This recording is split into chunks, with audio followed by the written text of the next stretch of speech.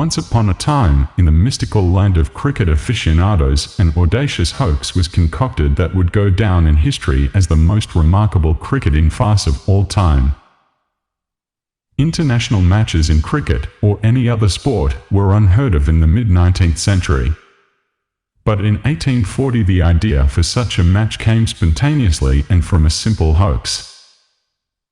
Our story starts 4 years prior to the match when a certain Mr. George A. Philpotts, claiming to be the secretary of the Toronto Cricket Club, sent an invitation to the St. George's Cricket Club in New York to play a match in Toronto.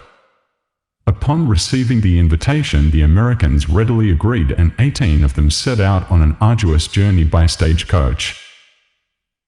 However, upon reaching their destination, they were in for an unpleasant surprise when greeted by the bewildered Canadians who had no idea why the Americans came. Everyone was baffled, and it soon became clear that the official invitation was not really official as the Americans believed. The Canadians informed them that there was no club secretary named Mr. Philpotts. Apparently no one had thought about checking Mr. Philpotts' credentials before setting out. Since the Americans had arrived, the Canadians, being good hosts, couldn't turn them away empty-handed, and so decided to play anyway.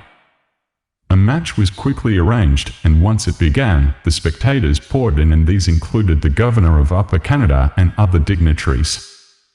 The Americans won the game and decided to invite the Canadians back to New York for a rematch. That very rematch turned into the first international cricket match 4 years later, in 1844. For the rematch in New York, both teams decided to enlist players from other cricket clubs and thus ended up creating national teams.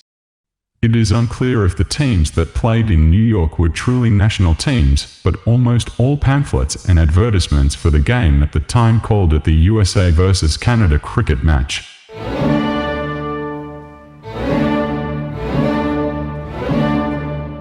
So much hype was created about this match that it is said over 20,000 people attended. Although the game was scheduled to be played over 2 days, bad weather on the second day forced the match to be extended for a third day. Eventually the Canadians won by a total of 23 runs. Something that began as a simple hoax ended up being a match the history books will remember for all time. All credit goes to Mr. Philpotts, the imposter, who paved the way for one of the most important matches in cricket history. Was this his intention, or did he merely want to play a terrible joke? It seems we'll never know.